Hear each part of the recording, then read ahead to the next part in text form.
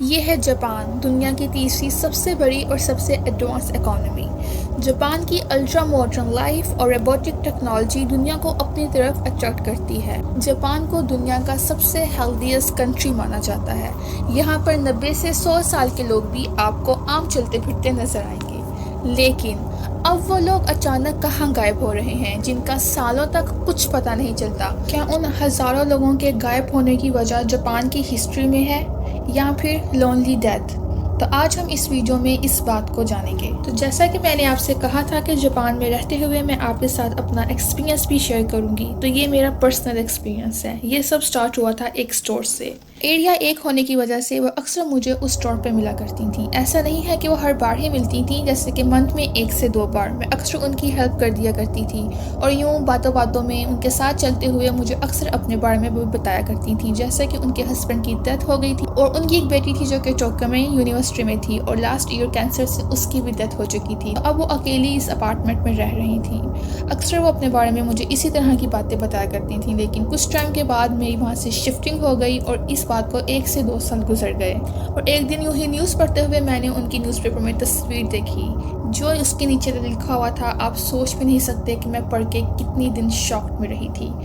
उस पे लिखा हुआ था कि 3 से 4 वीक्स पहले उनकी डेथ हो चुकी है, लेकिन उनकी डेड बॉडी आज उनके घर से मिली है।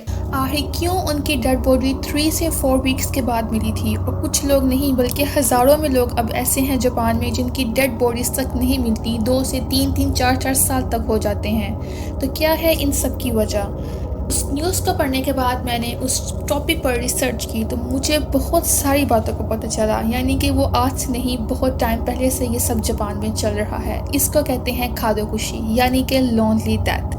जापान में जैसा कि आपको पता होगा कि बूढ़े लोगों की तादाद बहुत ज़्यादा है और यंग लोग बहुत ही कम हैं, और जो बूढ़े लोग हैं वो ज़्यादातर अकेले रहते हैं। इसकी भी वजह है जो कि मैं आपको आगे चलकर बताऊंगी। तो अब चलते हैं जापान की थोड़ी सी हिस्ट्री के बारे में। अगर आप इस न्यूज़ को विकिपीडिया पे सर्च करेंगे तो ये आपको बहुत आसानी से मिल जाएगी। जैसा कि इस पे लिखा है, A 69-year-old man was discovered 3 years after his death. His monthly rent and utilities had been withdrawn automatically from his bank account, and only after his savings were depleted was his skeleton discovered at his home.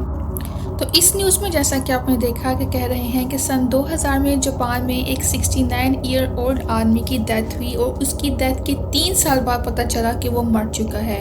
वो भी किस तरह के? Japan में आपको पता है कि जो बिल्स हैं, रेंट्स वगैरह हैं, वो आपके अकाउंट से काटे जाते हैं। जो भी उसकी आदमी की सेविंग होगी वो उसके अकाउंट से कट आउट होती रही होगी, और जब उसकी सेविंग्स ख़त्म हो गई और फिर जब उसके घर पे आए तो फिर पता चला कि 3 साल पहले ही उसकी डेथ हो चुकी है। यानी कि 3 साल तक उसके अकाउंट से रेंट्स वगैरह सब बिल्स वगैरह काउट आउट होते रहे, और जब उसके अकाउंट में उसकी सेविंग खत्म हुई और जब रेंट मैनेजमेंट या सोसाइटी मैनेजमेंट उसके घर पे आई तो तब पता चला कि उसके अकाउंट से सिर्फ पैसे ही कट आउट हो रहे थे, लेकिन वो 3 साल पहले ही मर चुका है।